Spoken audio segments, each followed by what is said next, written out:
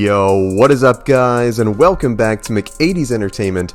I'm your host as always, Adam McGahee. I know, it's been a few days since your boy uploaded, but hey, it's been a busy week. I may be the Marvel Zombies guy, but I'm also still a full-time dad with a full-time job, but I'm back here tonight with another goodie for you guys. The Marvel Zombies show drops in just a few days. Marvel's been dropping more trailers, more posters than I can keep up with, but hey guys, the zombie algorithm is hot, and I got another collection of videos for you guys to enjoy. I've gone over the insane stories of Moon Knight and Blade in the Marvel Zombies universe, and today I'm coming at you with an underrated hero's war with the undead, and that would be Frank Castle's Punisher. The Punisher is legit the perfect kind of dude who would thrive in a zombie apocalypse, and I feel like he's not talked about enough when it comes to these iconic stories. This video will be a collection of some re-uploads. The first will go over Frank's tale in the original Marvel Zombies timeline, a disturbing short story from the Marvel Zombies anthology series, Marvel Zombies Black, White, and Blood, and one in a very bizarre but interesting world that's similar to the Marvel Zombies dimension, except this is in the Marvel Cannibals verse, and that would be from the underrated comic Marvel Universe vs. the Punisher. But before we hop into this undead goodness, as always, I wanted to let you guys know that our superhero training plan is live. If you're looking to get in superhero shape this year, follow us on Instagram at McAdee's Fitness. You can shoot me a message with code SUPER, and I can send you our free 2-week superhero training plan. I also have the link to the plan in my bio.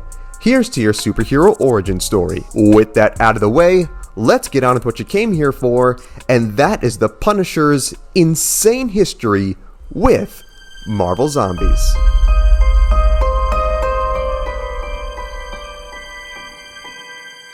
Who is he? Zombie Punisher is one of many Marvel heroes infected with a multiversal virus that transformed him and countless others into intelligent, violent monsters. He made his first appearance in Marvel Zombies vs. Army of Darkness, issue number 2, back in 2007. He comes from Earth 2149, but his origins prior to the pandemic were very similar to his main universe counterpart from Earth 616. All of that changed, however, one dreadful day when Ash Williams from the Evil Dead movies was transported to this world after being smacked here by the zombified version of the Sentry at the gates of heaven. With Zombie Superman hot on his tail, Ash knew that he would need some superpowered assistance. He sought the help of the Avengers, but the mighty heroes thought the poor dude was nuts and had Spidey put him in a comfy little web sack and take him to the authorities. Thinking that was the end of their problems for the day, the gang then received a distress call of mysterious purple lightning gathering in the middle of Manhattan.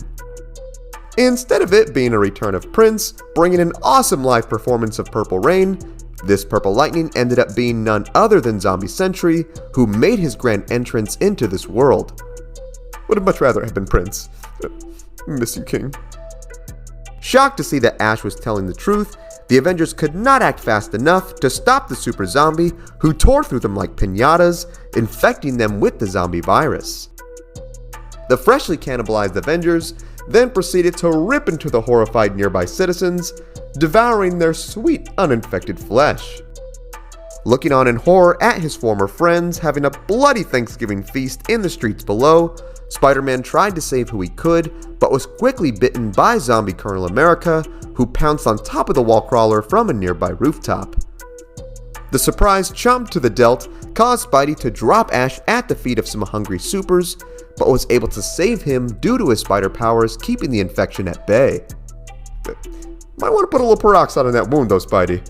Whew, that bite loose. That just looks nasty. He then swung Williams to a nearby rooftop, where he revealed that he was still human. But not before Ash sucker punched the webhead, thinking he was a zombie. Gotta respect Ash. He doesn't care who you are. Superhero, zombie, demon or not, he's throwing hands with everybody. Spidey then fixed his dislocated jaw and left Ash on the roof so he could check on his Aunt May and Mary Jane. Demanding for the dude to swing back and help him, Ash is then provided with much more violent assistance in the form of the Punisher, who approached him from behind. Frank Castle then complimented Ash on the awesome chainsaw that he was carrying around and asked what he was doing here. Williams then explained what had happened and that he needed someone to help him find the magical book called the Necronomicon, which would aid in battling these undead. The Punisher promised the groovy dude that he would help him find the artifact, but asked Ash to help him with a little house cleaning he had to do first. Bewildered at this, Ash asked Frank just what could be more important than a superpowered undead invasion. I'm curious too, bro. Please enlighten me. Castle then revealed just what this was when he led Ash to a nearby penthouse and blew off its doors. It is then revealed that Castle's target was not the penthouse doors, but the man within the penthouse doors, which was none other than Wilson Fisk, aka the Kingpin. Hammerhead then whipped out his firearm ready to dust the vigilante, only for Fisk to stop him, telling Castle that he was actually happy to see him. Man, Kingpin actually happy to see the Punisher? You know things are bad when this happens. Castle then tells the not-so-jolly Fat Man that he had been spying on him for a while now and used the distraction of the undead epidemic to sneak into Fisk's hideout, ready to end things once and for all. Blowing off this threat, Kingpin tells Frank to get over himself, and what was going on outside was much bigger than the petty feud going on between them. He offers the chance of an alliance between the pair, telling him that it was time to unite their power as humans versus zombie. Cool as this sounds, Punisher was in no mood to make any new friends, zombie apocalypse or not. He then proceeded to blow Fisk and his men away with his rifle, telling him that he never saw him as human in the first place. I know I mentioned this in the last video, but that's such a dope one-liner to end things with. The Punisher is awesome. His show needs to come back like yesterday. Shocked at what he just witnessed, Ash told Frank that he thought he was one of the good guys. Like the true savage he was, Frank just kept on going and said that now it was time to go after the zombies. The pair then look out the window and see a terrified Blob running through the streets, who was quickly caught and devoured by the hungry heroes. Saying how fast things were spreading, Punisher knew that they were going to need the big guns for this one. He then retrieved his bag of heavy artillery, which he tossed to Ash.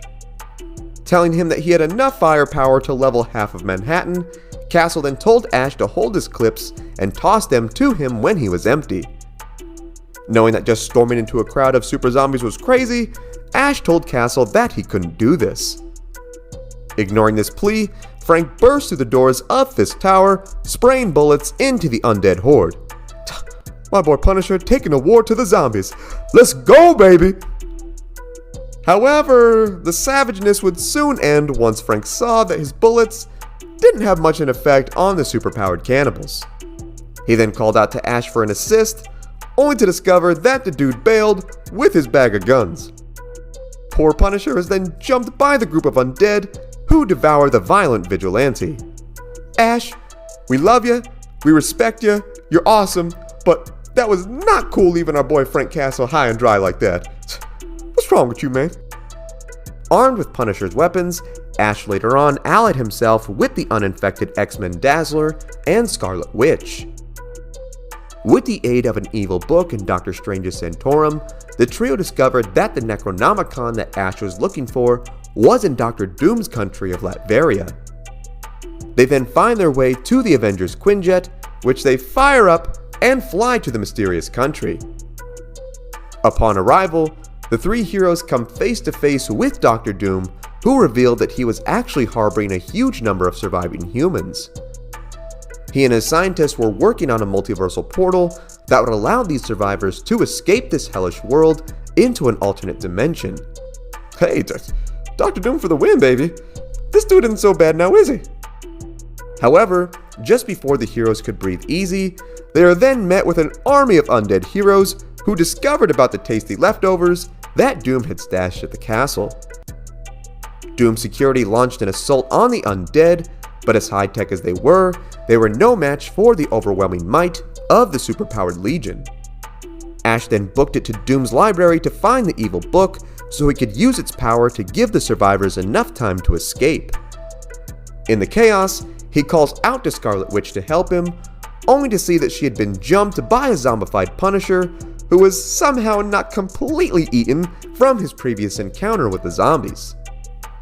Ripping out a huge chunk of Wanda's back, Castle swore to Ash that he would get him next as revenge for not helping him before. Man, out of all the Marvel Zombies panels, this has to be one of the most disgusting.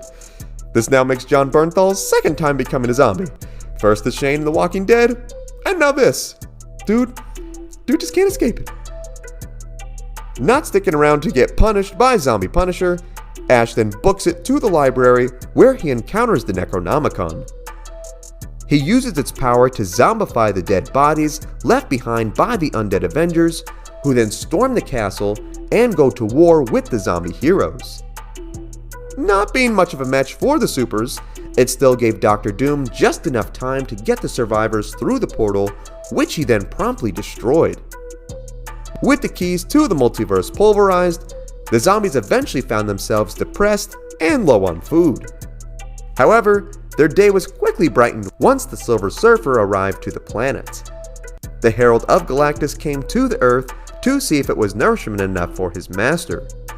He is then quickly attacked by the zombies, and despite putting up a great fight, he has his head bitten off by the Hulk and was devoured by a group of Avengers. The boys who got a nibble of the Surfer's flesh then discovered that they inherited his powers after eating him. Seeing that they were now cosmic microwaves, these super zombies then use these abilities to heat and eat their fellow undead, Frank Castle presumably being one of them.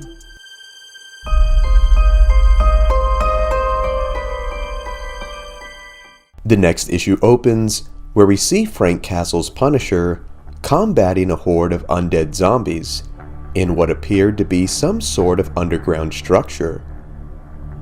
Despite this being the apocalypse, Frank enacted his usual version of vengeance by brutalizing every corpse in his path. Venturing further and further inside, the Punisher came across a heavily armored door, locked with a computerized panel. As a horde of cannibals closed in from behind, Frank attempted the code, only for it not to work. With the hungry mob coming closer and closer, Castle overrode his intelligence points with pure strength, where he smashed the panel, causing the door to open. Works every time. What a Chad. With one zombie nearly making its way through the door, Castle calmly activated the panel on the other side, slamming it shut and severing the creature's mangled arm completely off its virus-riddled body. Making his way into what appeared to be a lab, Frank was greeted by a hologram of a woman asking for an authorization code. Telling the hologram he was looking for a Dr. Stone, it was surprised to see that the vigilante was indeed still human. Remarking that this did not do too much good as he was basically one human in a world riddled with monsters, we see the mystery deepen as the woman reveals that she knew exactly who Frank was. Asking just how she knew this information, the hologram then revealed to Punisher that she indeed was Dr. Stone. Although, to be more precise, she was an AI recreation of the Doctor who had all her memories and even parts of her original personality uploaded into her memory banks, along with detailed files of all the Marvel heroes and villains from this dimension. Having no time to listen to an intensive lore breakdown from overglorified ChatGPT, Castle asked where the real Dr. Stone was, where the machine told him that she in fact had perished over 2 years ago, but was here to help continue her research. The AI then showed Punisher a secret weapon that Stone had finished shortly before she died, and that was a virus that would kill every last infected being on this world. While a universal zombie-slaying solution like this sounded all too good for Frank, the AI doctor revealed that Stone had also created a supposed cure. With this sounding a bit too good to be true, Castle laughed at this discovery, saying that many had tried and failed at such a thing, with the AI believing that it was the real deal, as it had been tested on a small case study with an overwhelmingly positive success rate. Literally holding the potential keys to life and death in his hands, Punisher, being Punisher, decided to go with the kill-all option, with the AI asking him a moral question, that if he were to take this route and punish everyone, just who would be left for the Punisher to punish? Knowing that there was more to this man than simple destruction, AI Dr. Stone spoke to the soul within the beast, telling him that he would not have come here if he did not believe there was hope in saving these infected people from this hellish fate. But just like the true Dr. Stone, there was a choice to be made here, and it all rested upon Frank's shoulders. Feeling conviction from Google-generated Gandhi, Punisher opted to take the light side ending and went with the cure. Before his questions could be answered, the lab door suddenly burst open as a swarm of angry undead began to make their way inside.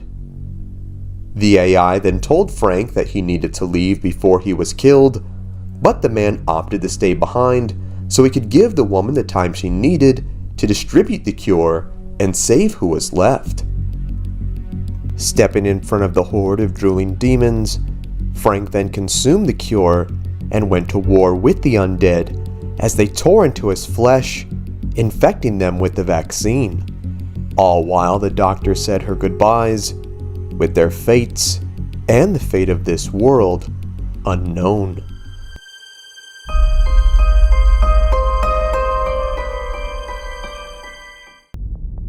The tale opens as we see Frank Castle's Punisher making his way through the ruins of New York City as he is being hunted by someone or something.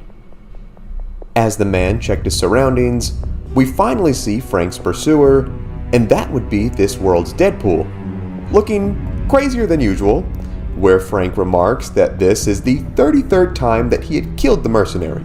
Hey man, those are rookie numbers, you gotta get those up. Luring his attacker into the open, we see things had played right into Castle's hands, as he fired behind him, striking Deadpool right in the head, instantly ending him.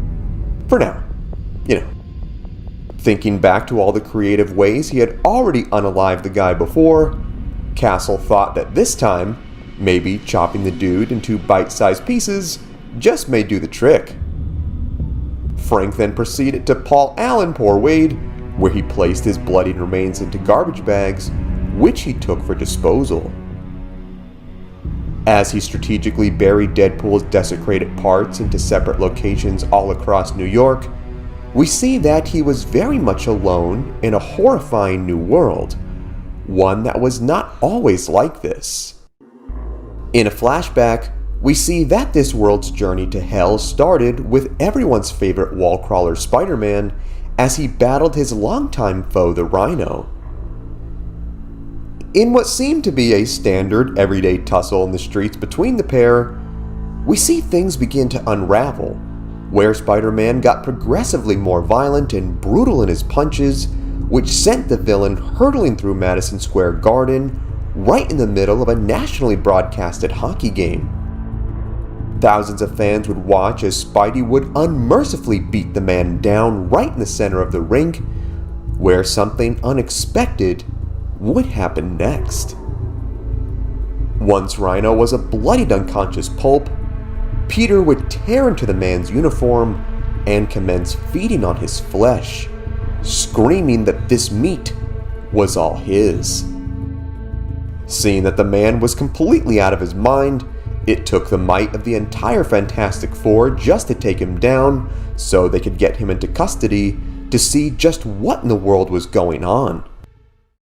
Considering that the entire nation saw the wall crawler eat out a man's jugular on live TV, Reed Richards was publicly interviewed on their research into what could have caused such a drastic change in behavior.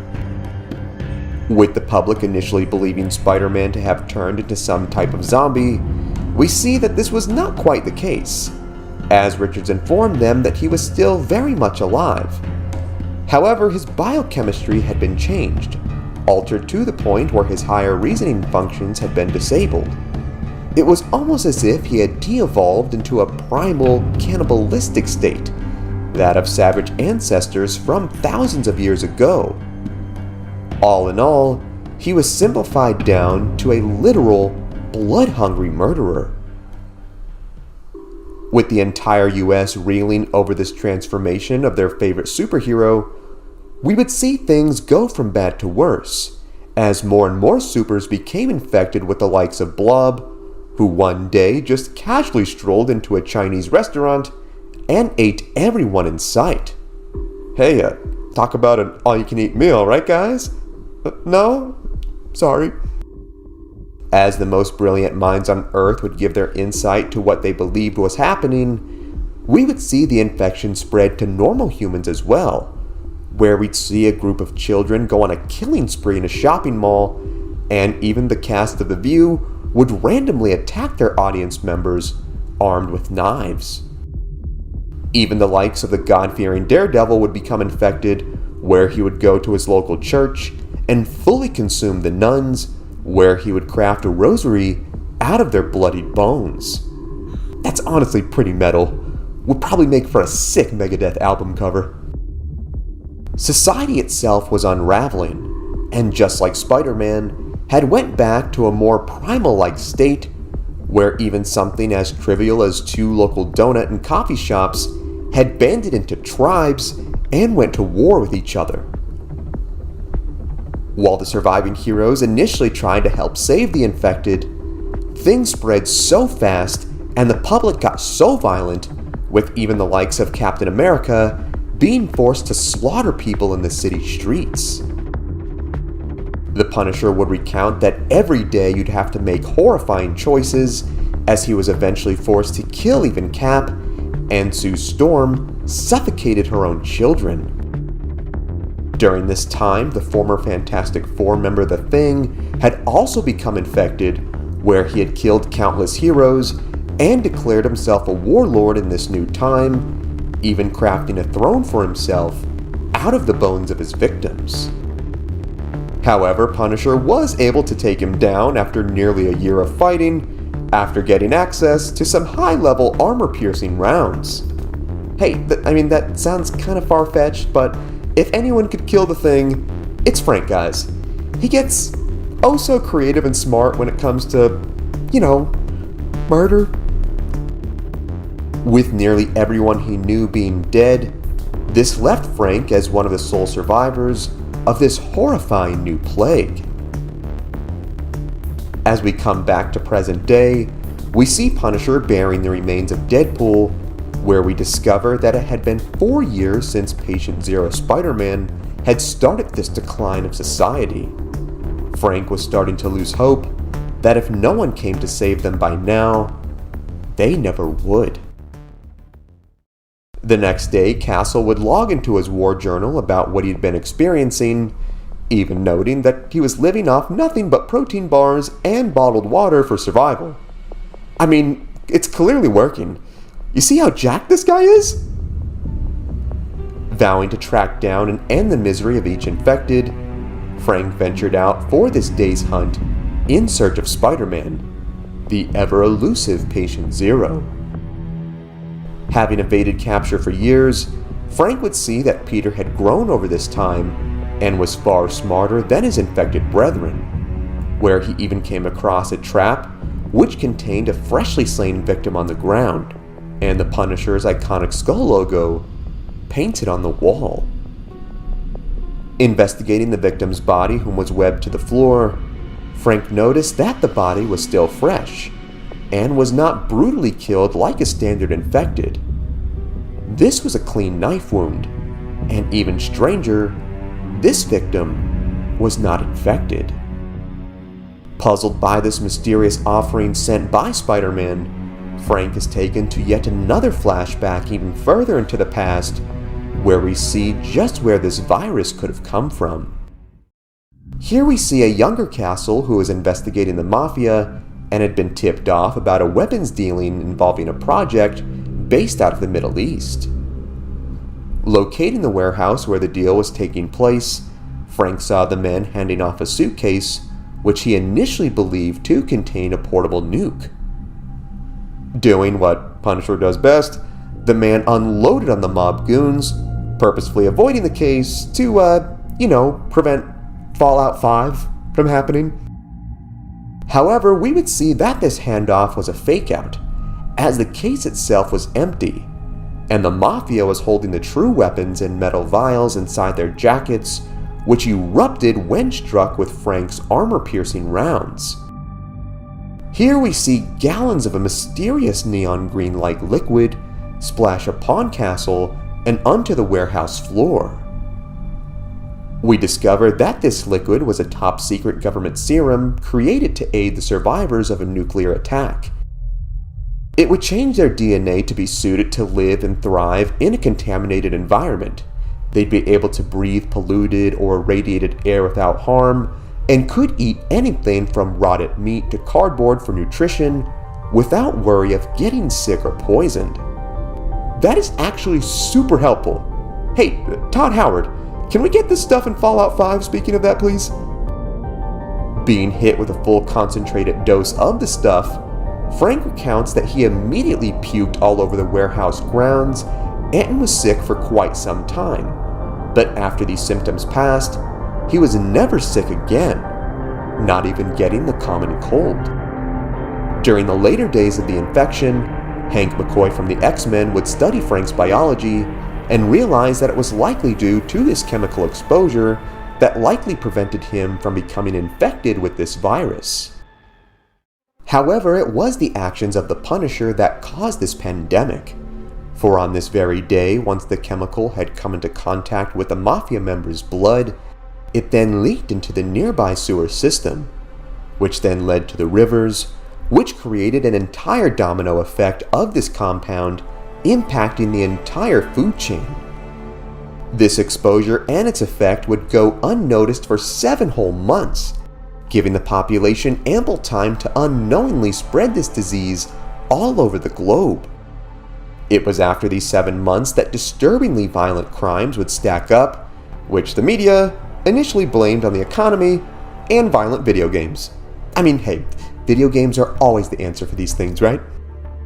Even coming across bodies half devoured, people were still in denial and blamed it on some kind of new serial killer. However, it was not until Spider-Man's public outburst that everyone started to realize what was going on, and it was all on a DNA level. They were all on a biological clock that was rapidly ticking towards doomsday. All thanks to Frank Castle, mind you. I mean, dude, you're awesome and all, but if literally any other superhero came across this weapons deal, I don't think this would have happened the way it did. Honestly, I think even Deadpool would have been more careful. And that's really saying something. Finger pointing aside though, there was nothing that could be done now. The Punisher was the sole surviving hero of this global pandemic. Thinking back to the body from before, Frank knew that Peter left this for him intentionally. There were uninfected survivors out there, and whether this was a trap or not, Castle would find them and end Patient Zero once and for all.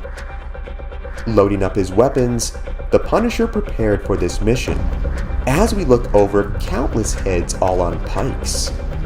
Heads of the infected supers he had already slain. He knew that this was all his fault, and would now do everything in his power to save this fallen world.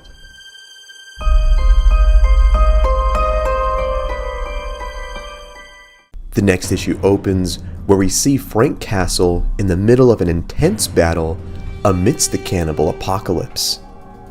His opponent, the infected and starving Savage Hulk, who is out to make the Punisher his next meal. As he evaded the attacks of his relentless pursuer, he thought back to when Wolverine battled the creature during the early days of the infection. Having nearly taken the monster out, the key word here being nearly, as Hulk had managed to overpower the seemingly indestructible man, where he completely devoured him. Dude, can you imagine how explosive that trip to the bathroom was after eating a dude with a metal skeleton? Now Hulk knows what perhaps a fraction of what eating Taco Bell feels like. Knowing that nothing was indestructible, Punisher lured the beast right into a trap where he prepared an arrow crafted with an adamantium blade of the fallen Wolverine. Waiting until the Hulk charged at him with enough speed, Frank aimed and fired the weapon, which directly pierced the monster through his eye, going directly through his once thought impenetrable skull. Enraged at having been attacked like this, Hulk thrashed in the streets, seeking out Frank. But alas, it was too late. This attack did irreversible damage to the giant's brain, where he collapsed to the ground dead. Once again, this is another far-fetched kill, but man, this panel is cool. Looking on at his newest prize, Castle would go to claim Hulk's head and add it to his gallery. That is, until he heard a voice calling out for help in the distance. Tracking the sound of this voice, it led him to what seemed to be an old abandoned church. Making his way inside, Frank located a hole in the center of the building where he located a priest and a young boy, survivors, finally after all this time. Not believing his eyes, Punisher lowered a rope down to get the pair out, where he heard a noise behind him. Opening fire at the shadowy figure, Frank was soon struck from behind and realized this was a trap set up by none other than this world's Venom, who was all too delighted to see the man, saying that they knew he would come if God had asked. Not sticking around to hear a monologue from the slimy spleen sucker, Frank tossed his blade into the creature's chest, where Venom laughed off the attack, saying it would not faze him, where it made him think back to the time that he ate an entire SWAT team and remarked that they were quite crunchy. Of course, this was all a methodical attack by the hunter, who said that the knife was a distraction, where he whipped out a pulse pistol from a slain Skrull and used it to cook the beast alive. Again, a kill I find very hard to believe, but still very cool. Hey man, if a standard Skrull packing heat can take out Venom in one shot, it's best that Tom Hardy stay very far away from the MCU at this point. With the priest and the boy thanking Castle for saving them, they would see that there was no time to chat, as they heard what sounded like demonic screeching all around them. Emerging from the darkness, we would see what appeared to be hundreds of infected, closing upon the men, ready to have their unholy communion. Telling the duo to run, Castle tossed several grenades at the horde, blowing a hole into the church, giving them just ample time to make their escape. As they walked, the father once again thanked the Punisher for this rescue, and told him that he, for quite some time, thought it was God's will that he never got infected with the virus. But now with Castle's arrival, he sees it as something more mundane. For whatever the reason, he and Frank were both immune. Making their way past Madison Square Park, Castle saw that something was wrong. He had come across one of the spots where he had buried Deadpool's dissected body, only to see that the grave had been dug up by someone else, with the body parts missing. Aggravated that he was going to have to kill Deadpool yet again, Castle told the men they had to move as he led them to his bunker.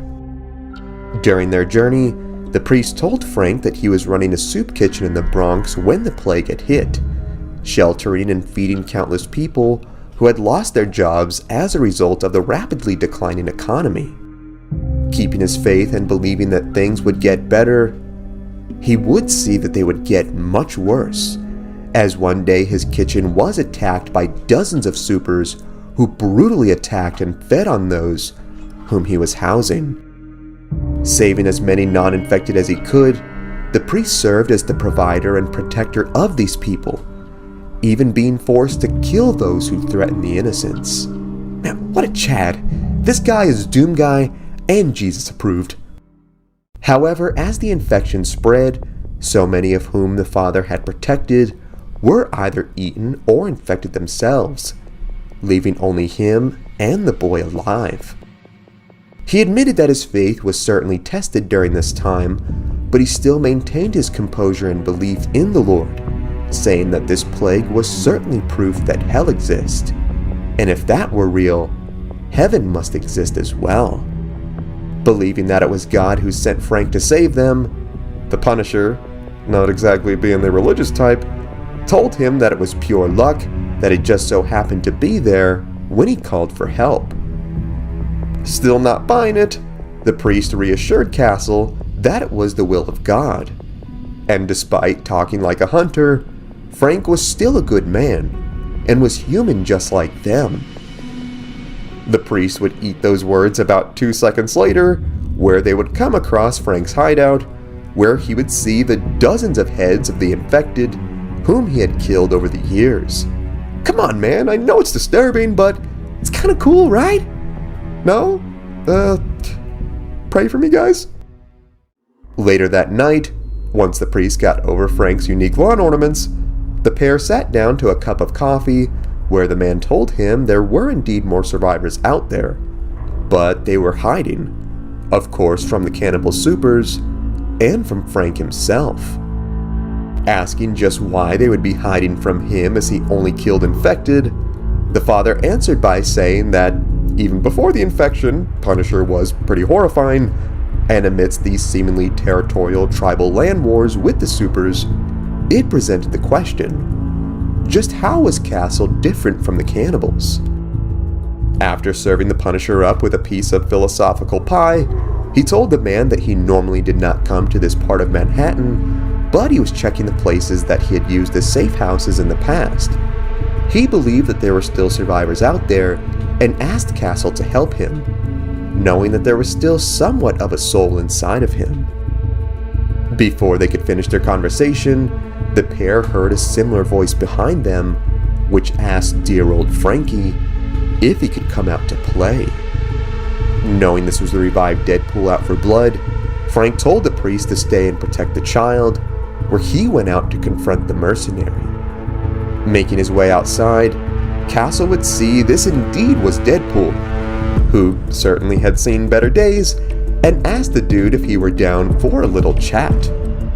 Not letting the dude finish his sentence of 100 synonyms on what a chat is, Castle unloaded on the man, who literally waved a white underwear flag of surrender, saying that he was not here to fight. Shooting the man all the way down a hill, Punisher prepared to blow Wade's brains out for the 34th time, where the merc told him that he was a mere messenger sent by a higher power. Giving the man 2 words before he pulled the trigger, Wade got right to the point, telling Castle there were indeed more survivors. Holding off on ending the dude, at least for now, Punisher kept up with the religious themes of this episode and more or less crucified Deadpool to a table where he demanded more information. Wade elaborated that there was indeed a bunch of people still alive and unaffected, but as the priest said earlier, they were in hiding. He went on to say that his master knew where they were, but was leaving them alive because he came to see them as Frank's tribe. Having come to respect Frank for his warrior ways over the years, this master wanted to meet the man face to face, one tribe to another. Deadpool did not even have to give the man's name. Castle already knew who it was, the elusive Patient Zero, the infected Spider-Man. Asking just where the wall crawler was, Wade gleefully told Castle that he was already here. A horrified Castle would then look above them and see the enlarged, monstrous form of the once kind-hearted hero having the child and the priest in his webbed custody, telling the man they needed to have a talk about salvation.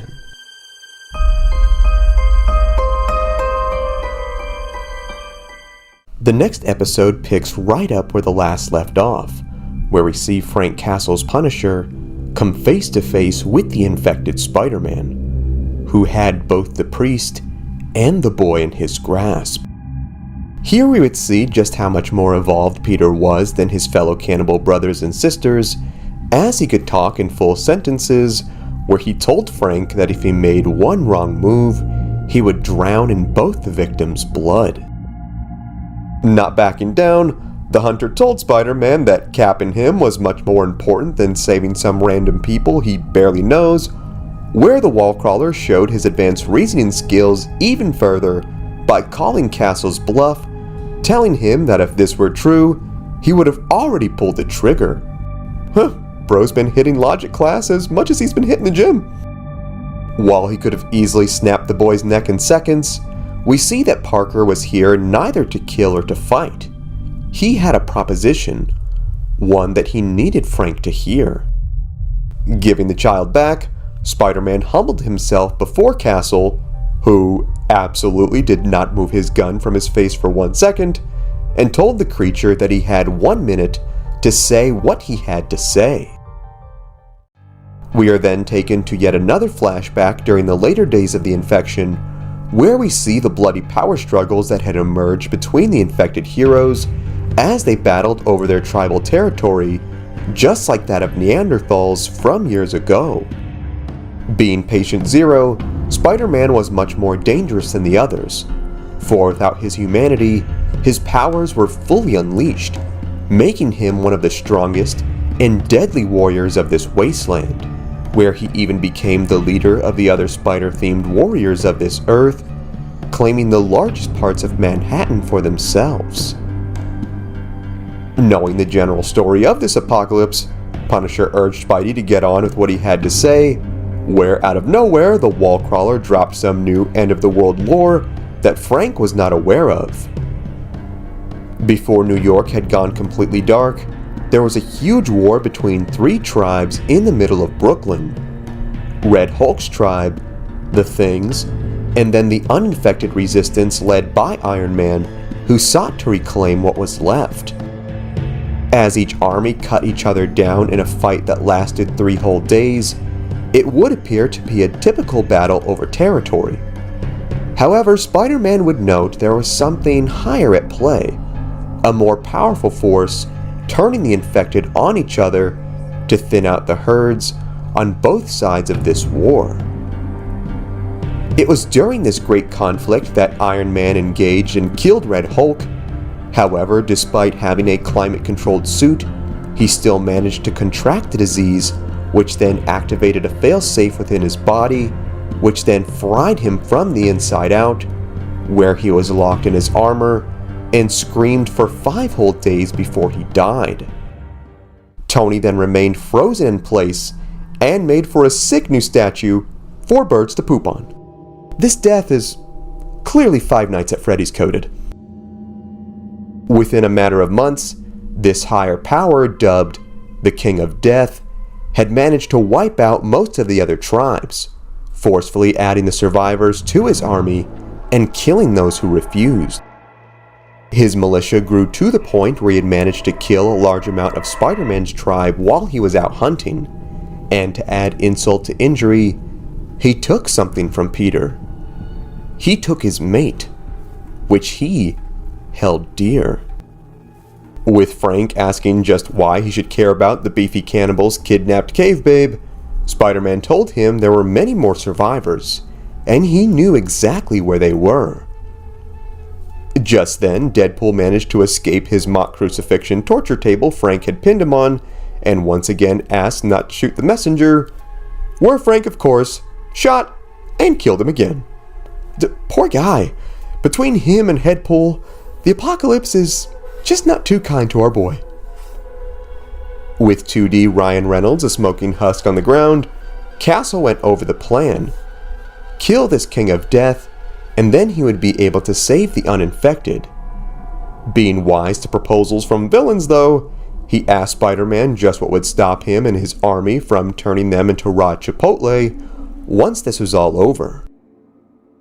However, we would see there was more honor to this Spider-Man than we realized, where he corrected Frank. The plan was, he'd kill this king, and most importantly save his mate.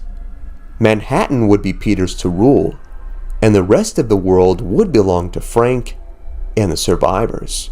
There would be no more war, no one left to punish.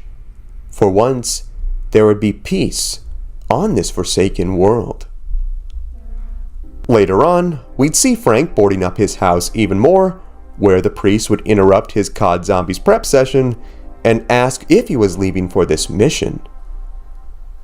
Frank, giving his most frank answer, then responded by saying that he never agreed to anything. Stepping up to the man, the father told Castle that he must. Otherwise, what was all this fighting for? What would be the point of all this senseless killing if no one was saved? The Punisher then told the priest that he was never cut out for this hero work, for he was and always will be nothing more than a killer. The father, knowing the times they were in, then told the man that the world had fallen into perdition, and that a killer was exactly what the world needed to save them. Moved by the priest's words, Frank loaded up on guns and went to bring some unexpected friends, which consisted, of course, the infected Deadpool, Black Widow, and Scorpion, sent by Spider-Man to aid Castle in the assault. Leading his squad of cannibals, Frank followed Spider-Man's coordinates to the enemy camp, which was a building near Ground Zero. Coming across the hideout, we would see dozens of survivors, where, just as Spider-Man said, there would be a woman amongst them, the only redhead of the group, his mate, this world's Mary Jane. With the group guarded by several powerful infected, Scorpion was eager to go in for some blood, where Punisher was actually the reasonable one for once, and said they had to play this smart. Armed with a suppressor on his rifle, Frank began taking out the infected one by one, where he admitted that this was seemingly too easy. His intuition would be correct, where he looked up and saw this was a trap, as countless infected arrived at the floor right above him. Opening fire on the armies, the gangs engaged in a bloody war that poured out into the grounds below. Dude, is that Batman choking out Scorpion? As Frank and Spider-Man's soldiers would fight tooth and nail for survival, Castle, of course, would resort to the wisest plan, and that would be bombs. Gathering a handful of grenades, Punisher would toss them into the balcony, blowing up the structure, and countless infected with it. Landing into the camp, Punisher would yell out for Mary Jane, telling her that it was time to go. With the woman asking just who in the world this guy was, Frank told her that he was sent on behalf of her boyfriend, where he came to a shocking revelation. Not only was MJ too uninfected, but she was also pregnant with this Spider-Man's child. Before Frank could fully process what he just saw, MJ told him to look out, where he was struck from behind from a powerful force.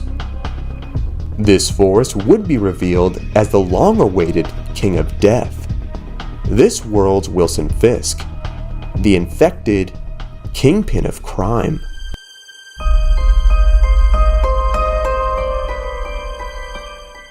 The final episode begins, where we see the powerful infected Kingpin ruthlessly beat the Punisher, all while the survivors looked on in horror.